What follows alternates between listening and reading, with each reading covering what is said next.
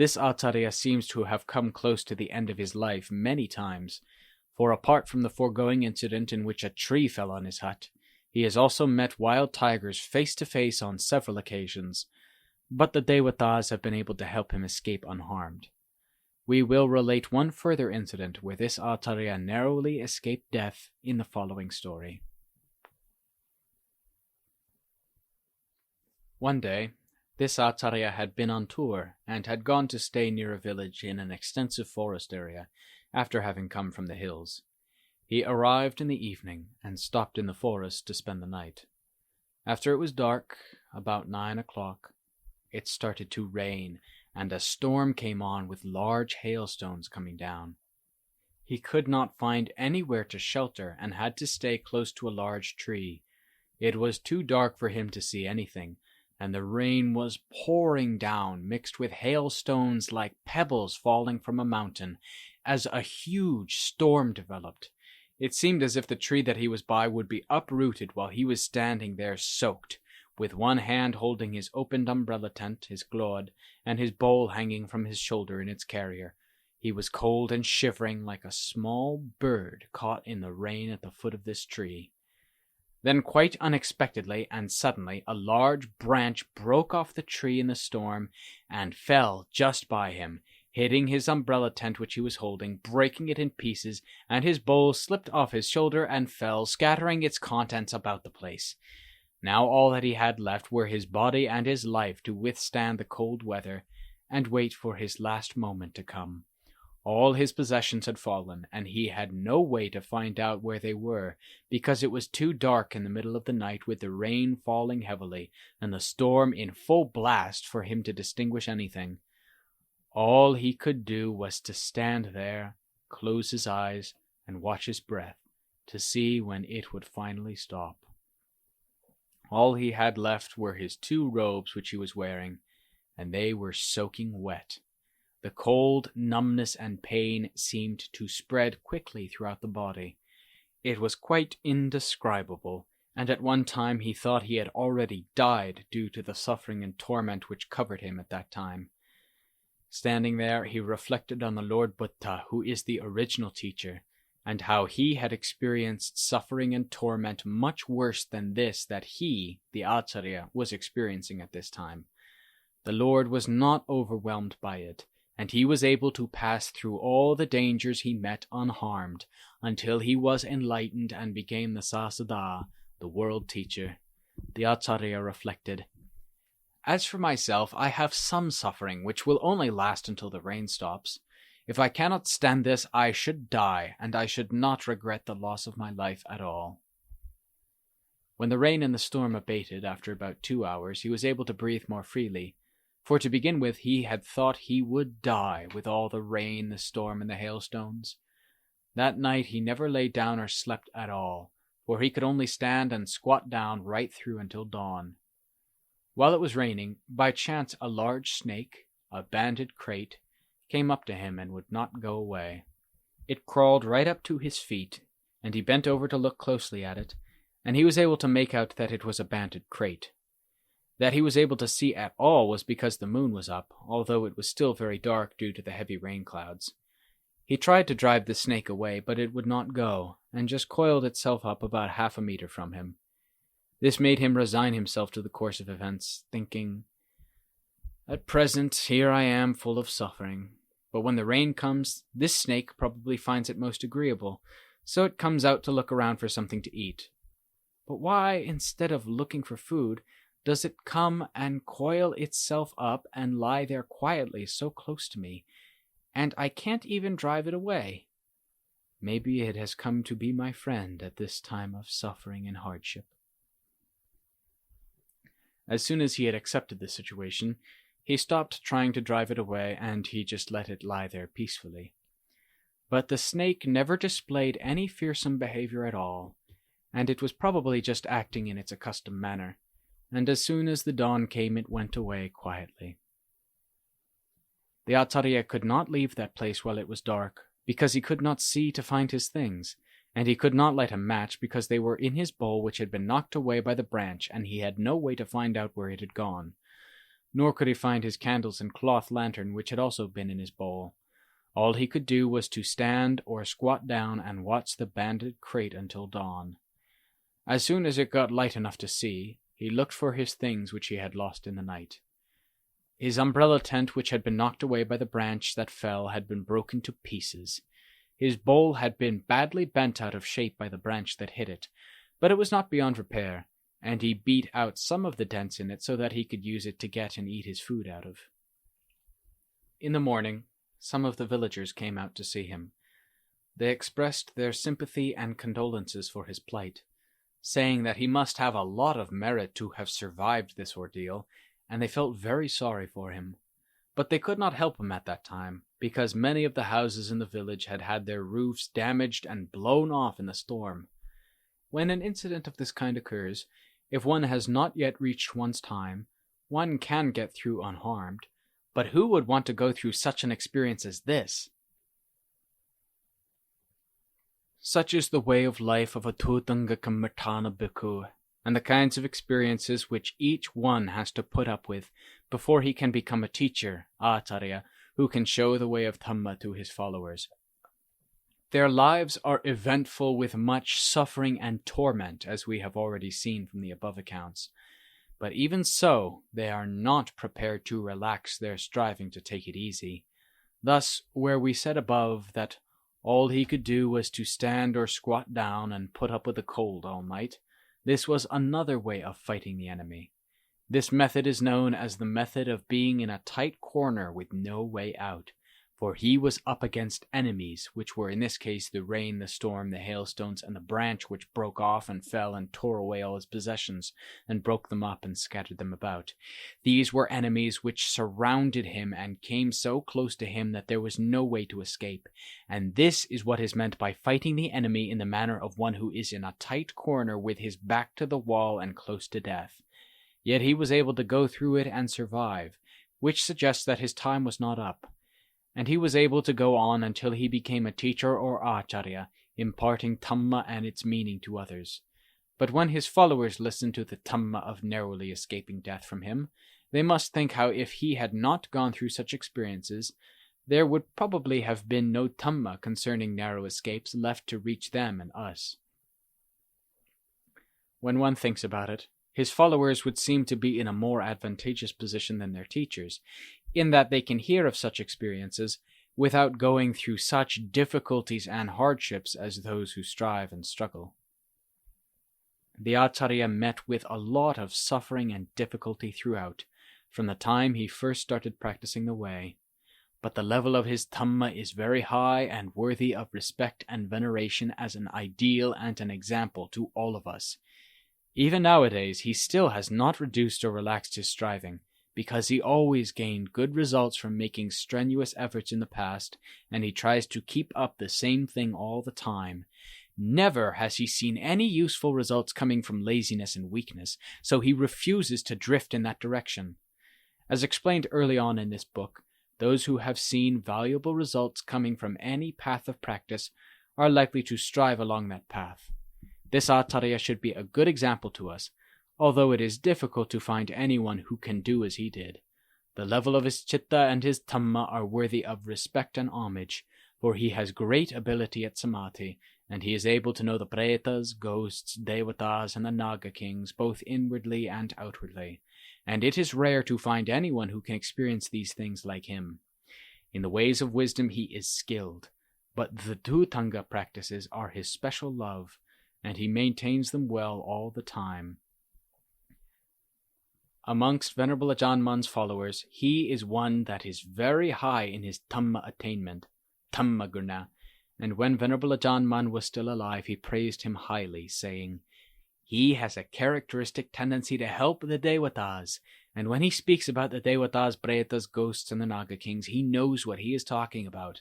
He is content with little in the way of possessions, and wants and likes to live alone in the forest and hills. He is by nature both resolute and courageous, and he encourages his own striving, not becoming excited by the world of samsara where people so easily get involved in popular trends. He holds that the forests, hills, caves, and overhanging cliffs are the best place to live and practice all the time, following the way that his teacher practiced. He is not one of those who tend to do an about-face to curry favor with people, to fawn obsequiously on those who are senior, nor to climb the ladder of special success by running with the fox and hunting with the hounds, but who are hardly able to uphold anything that is essential and valuable. They just like the words, but nothing that is genuine and true. If one compares them with money, all they have got is the balance sheet without any assets to back it up. He has none of these tendencies, but is one whose level of Dhamma is worthy of respect and admiration. He is also praiseworthy in the way that he does not talk much, but when he does talk, what he says is very penetrating. He does not chatter nor speak aimlessly in ways that have little of the truth in them and are improper, but he likes speaking what is true, and acting in a true and genuine way, and this is habitual to him, which is appropriate for one who has been a practicing bhikkhu from the day of his ordination up to the present. As to his material wealth of possessions, he has very little, but the bhikkhus and his followers know very well that he has not accumulated a lot of things because of his tendency to like wandering in the hills and forests, rarely visiting villages and towns where there are many people. In addition, he rarely stays in one place long enough for others living there to get to know him and to visit him regularly, and he likes to keep his interest and his focus of attention on Dhamma, rather than becoming involved with and concerned about other people and their offerings of dana. All this has formed his characteristics, which are those of one who likes the way of searching for Dhamma, and staying in places which he considers to be very suitable and conducive to the way of practice for the attainment of that Dhamma which is his goal.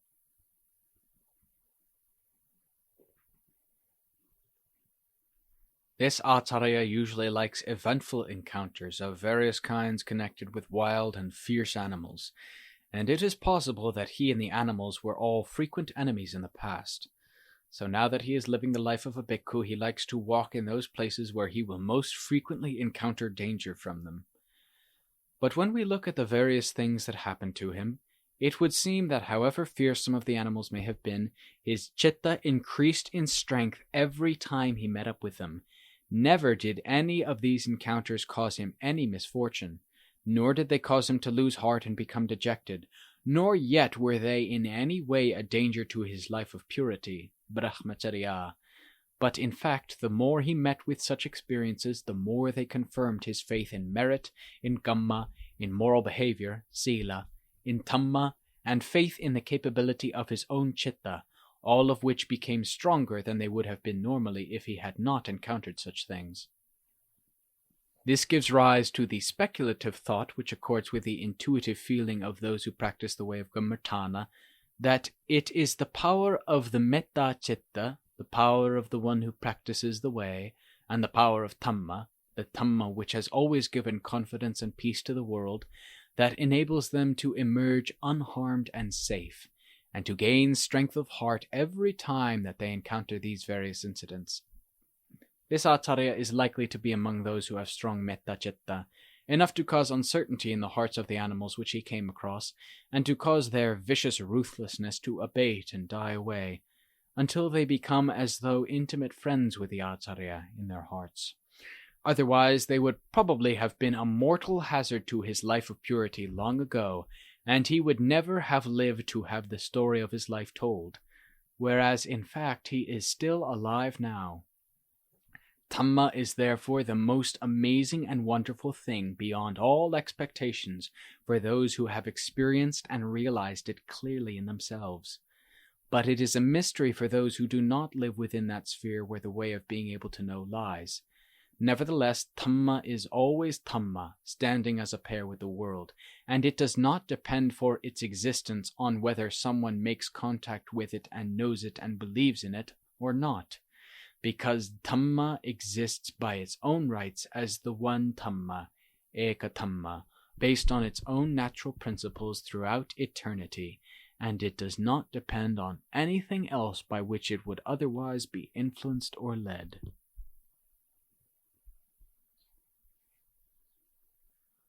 This Acharya must have a fine faith in the value of all the forms of Dhamma which we have already discussed, buried deep in his heart. For he likes to dive into the forest, willingly putting up with all the obstacles and difficulties he finds there without ever backing out, taking it more easily or weakening. In fact, it seems that he is content with his lot and goes this way more and more with contentment and happiness. He shows the truth of this by the way he leaves the Wat to go on his Tudanga wanderings in the forests and hills every year at the end of the Vassa period, when he goes away and nobody sees him or knows where he has gone to. He has never been seen to hang about where there are lots of people, nor to get involved with others, but always he sets off for the forests and hills to strive for the way of Dhamma in his heart, without letting up or giving up. He can talk easily about the forests, hills, caves, and overhanging cliffs in all sorts of places with an evident satisfaction, and if one leads him on to describe these places in more detail, it arouses an enthusiasm for such places in those who listen to him, and they become engrossed and do not want him to stop. One pictures oneself going the same way with a fully committed and joyous heart, as if one were dropping all one's burdens and restrictions of every kind from one's shoulders. In other words, dropping the kilesas away from one's heart in those places that he described. After listening to him, one gains heart, and starts thinking how one would like to go and stay in such suitable places. Places which this Acharya described, where he had gone to practice the way, and where the heart can become calm and peaceful much more easily than in more ordinary places where he stayed, until he became wearied of them. This Acharya said, "Sometimes while I was sitting in meditation, or it may have been while I was asleep, I am not sure which, but during the night a huge tiger came quietly up to the small bamboo platform where I sat and slept, and I never knew anything about it at all. But when I woke I saw its footprints, for every day I swept the grounds round where I stayed, clear of leaves and things, and anything walking there would leave clearly visible marks. So when I saw its footprints in the morning near where I stayed, I followed them to see how close it had been, and found that it had come right up to the platform where I slept, not just close to the platform 4 or 5 feet away, but so close that the last footprint was less than about 18 inches away. It probably came to sniff me out, and finding that I was still alive and a person, it quietly retreated, and when it went back over the same tracks that it had come by, without wandering about over the area where I was staying. When I saw its footprints so bold and fearlessly coming right up to me, a little shiver of fear went through me, for its footprints were so large, well above the average size.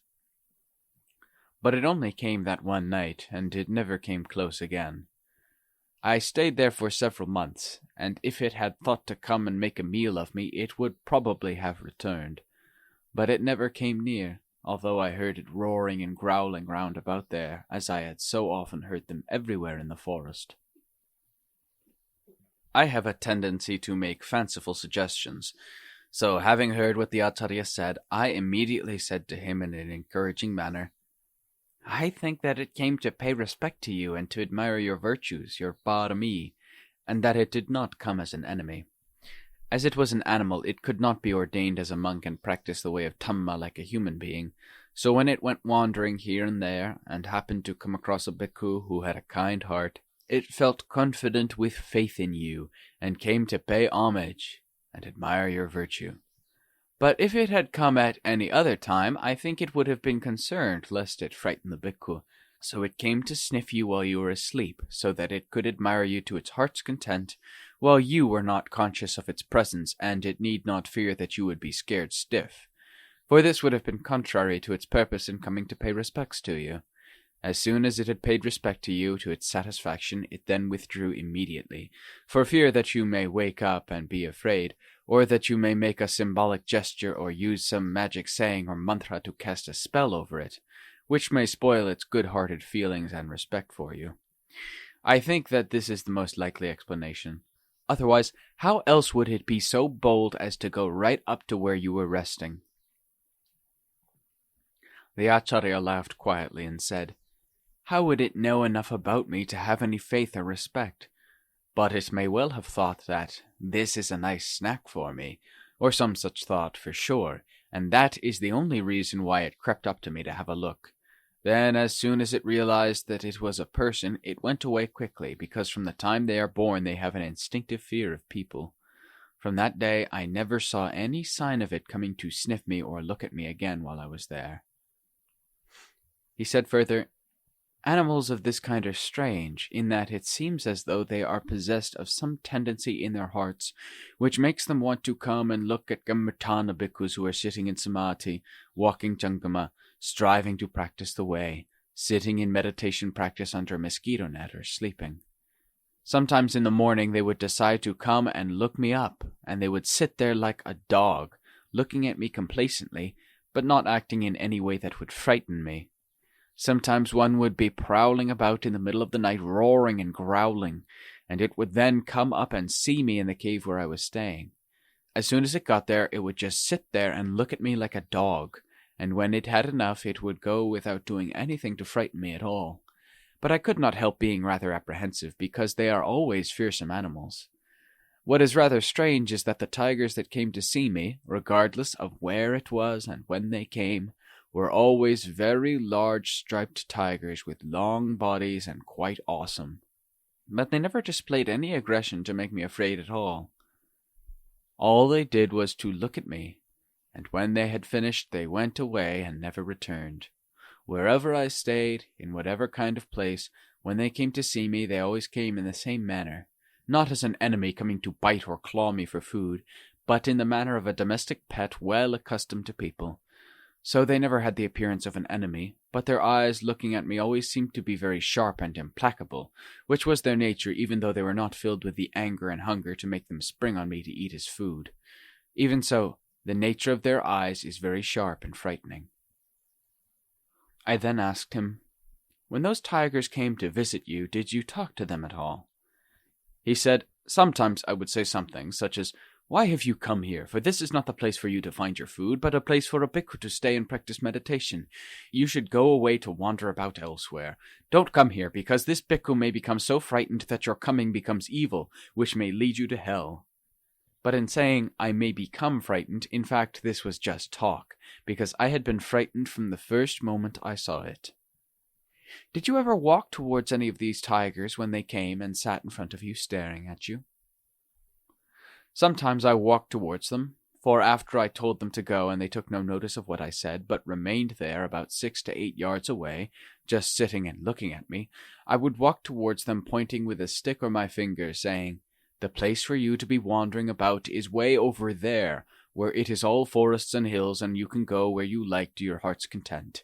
It would be so much better than coming around here frightening this bhikkhu. Go, now! Don't come sitting here for fun, scaring a bhikkhu who is doing his meditation practice, or you may soon end up in hell." When they went, they took one sudden leap away and then disappeared silently. I think these tigers know something about what bhikkhus have within them. Otherwise, why should they come up and look for me in the caves where I stayed? Because some of the caves were large and roomy, and not the sort of place where tigers like to stay or climb up to, for they like to live in well-concealed places, out of sight, where they can keep their meat in their kills in ways that conform to their nature.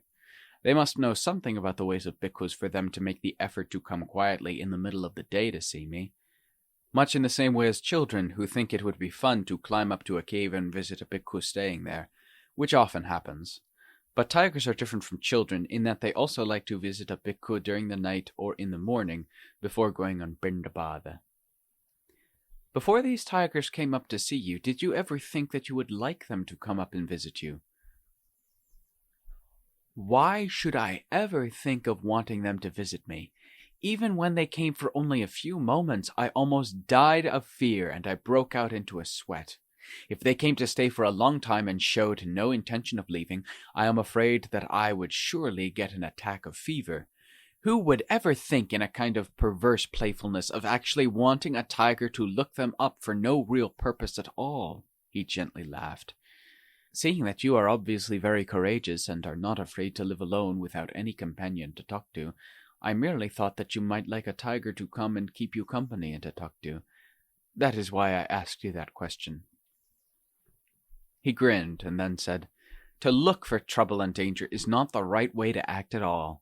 Who would be bold enough to think in such a way as that, which is a careless, inconsequential thing to do, and out of keeping with Dhamma?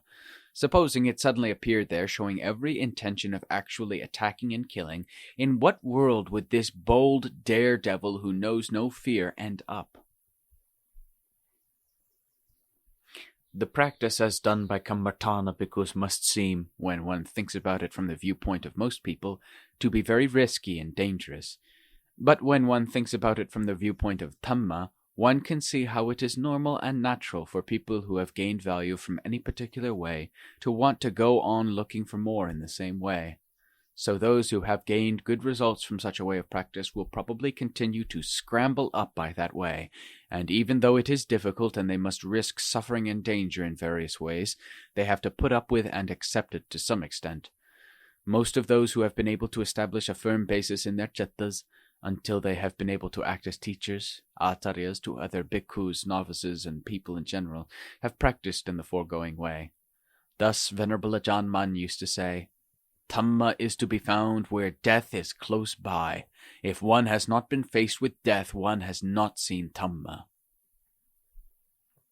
This is because to risk one's life and sanity by truly facing death with a heart that is unshakably intent on the Dhamma of deliverance is the principle which is upheld by those Kammatthana bhikkhus who are determined to practice the way in a true and genuine manner.